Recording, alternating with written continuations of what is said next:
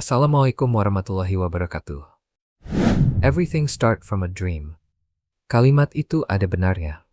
Banyak kisah sukses yang berawal dari mimpi, tidak terkecuali Soichiro Honda, sang raja jalanan. Sebelumnya saya tekankan mimpi yang dimaksud di sini bukan wangsit atau wahyu, tapi tentang impian atau wish. Mari kita amati seberapa hebat kekuatan mimpi dalam menciptakan kisah sukses. Namun sebelum kita lanjut, alangkah baiknya teman-teman untuk menekan tombol like, komen, dan subscribe channel kami, agar kami lebih semangat lagi merangkum dan berbagi kisah inspiratif, bermanfaat, dan menarik untuk kalian semua. Adalah Soichiro Honda, lahir di desa Komyo, Shizuoka, Jepang pada 17 November 1906 dari pasangan Gihei Honda, seorang tukang besi, dan istrinya Mika. Soichiro Honda lahir sebagai anak sulung dari 9 saudara. Tinggal di keluarga sederhana yang tidak memiliki kisah sukses, bertempat tinggal di daerah terpencil yang minim sarana dan obat-obatan, membuat kehidupannya tidak mudah. Tapi ia memiliki mimpi yang sangat tinggi. Sejak kecil, Soichiro Honda telah menunjukkan kecintaannya pada mesin dan otomotif. Sebelum masuk sekolah, Honda kecil telah membantu ayahnya mereparasi alat-alat pertanian di bengkel ayahnya. Ia juga bisa berdiri berjam-jam hanya untuk mengamati cara kerja mesin penggiling padi. Di masa sekolahnya, Honda tidak memiliki kisah sukses dalam bidang akademik. Nilai-nilai ulangannya jelek. Ia juga sering membolos. Namun sebenarnya, ia memiliki bakat di kelas sains yang mempelajari tentang mesin. Dengan mudah, ia dapat menangkap penjelasan gurunya. Ketika berusia 8 tahun, Honda nekat bersepeda sejauh 10 mil, hanya untuk melihat pesawat terbang. Dan ia begitu senang ketika melihat ada mobil yang melintas di desanya. Pada usia 12 tahun, Honda berhasil menciptakan sebuah sepeda dengan model rem kaki. Di usia 15 tahun, Honda hijrah ke Tokyo untuk mencari kerja. Ia diterima di Heart Soke Company. Pada awalnya hanya bekerja sebagai cleaning service merangkap pengasuh bayi bosnya. Hingga akhirnya sang pemilik menemukan bakat Honda dalam bidang mesin. Ia sungguh cekatan dan jenius dalam masalah mesin sehingga bosnya senang dengannya. 6 tahun ia bekerja di perusahaan itu. Pada umur 21 tahun, bosnya berkeinginan membuka cabang di Hamamatsu, dan Honda pun dipilih untuk memimpin kantor cabang itu. Di kantor cabang ini prestasinya membaik. Ia selalu menerima reparasi yang ditolak bengkel-bengkel lain. Hasil kerjanya pun cepat dan tepat. Honda tidak segan-segan bekerja sampai larut malam tanpa mengurangi kreativitasnya. Salah satu buah kreativitasnya adalah penemuan velg dengan jari-jari logam ketika ia berusia 30 tahun. Pada zaman itu, mobil-mobil masih menggunakan velg dengan jari-jari kayu. Jari-jari kayu ini, selain tidak bagus dalam meredam getaran, juga mudah terbakar. Penemuan Honda ini menjadi hak patennya yang pertama, sekaligus kisah suksesnya yang pertama. Penemuan ini membuat Honda ingin membangun usaha sendiri. Ia keluar dari perusahaan tempatnya bekerja pada tahun 1938 dan memutuskan membangun usaha pembuatan ring piston. Sayang ring piston buatannya ditolak Toyota karena kualitasnya dianggap tidak memenuhi syarat. Kisah sukses Honda pun berganti dengan kegagalan. Kegagalan ini membuat ia jatuh sakit. Teman-temannya menyesalkan pengunduran dirinya dari perusahaan tempatnya bekerja dulu. Namun bukan Honda namanya kalau tenggelam dalam kegagalan. 2 bulan kemudian, ia bangkit kembali dengan bermodalkan mimpinya. Untuk menemukan solusi dari ring piston, Honda kuliah lagi. Tiap pulang kuliah, Honda segera ke bengkelnya untuk mempraktekkan pengetahuan yang baru diperoleh. Tidak jarang Honda mengkritik rektornya karena dianggap terlalu bertele-tele, menitik beratkan teori daripada praktek.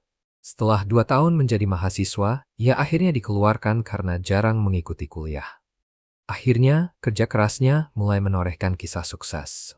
Ring piston ciptaannya diterima Toyota, yang langsung memberikan kontrak.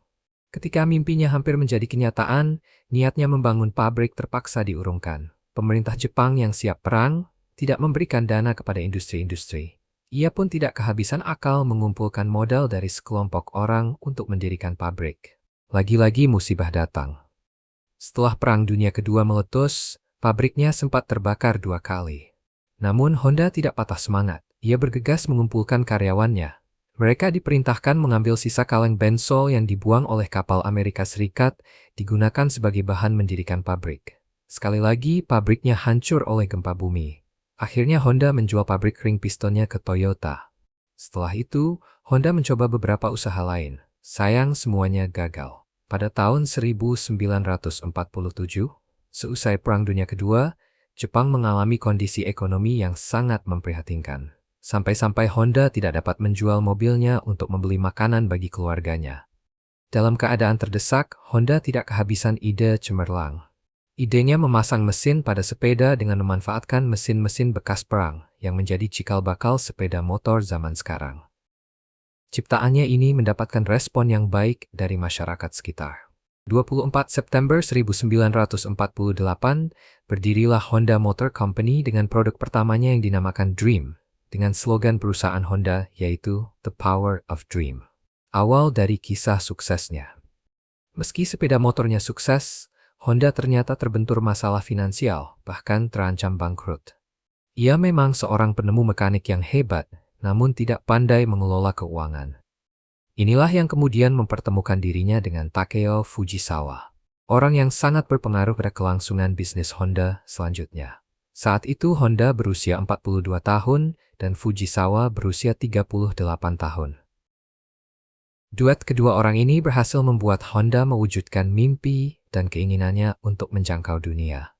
Akhirnya, seperti yang kita ketahui, produk-produk Honda tak hanya menjadi nomor satu di Jepang, tetapi juga di berbagai belahan dunia. Soichiro Honda, oleh karyawannya dikenal sebagai pemimpin yang keras, namun sikapnya menjadi lembut ketika acara minum sake bersama. Satu hal lagi yang patut dipuji dari Honda adalah sikapnya yang anti-nepotisme dalam menentukan jabatan di perusahaannya. Sepanjang hidupnya, Soichiro Honda dikenal sebagai orang yang selalu berjiwa muda. Walaupun usianya semakin bertambah tua, tapi semangatnya tidak pernah berkurang. Pada 5 Agustus 1991, Honda meninggal di usia 84 tahun akibat penyakit lever. Honda berkata, "Orang melihat kesuksesan saya hanya 1%.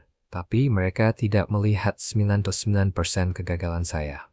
Ketika Anda mengalami kegagalan, mulailah bermimpi, mimpikanlah mimpi baru, dan berusahalah untuk merubah mimpi itu menjadi kenyataan.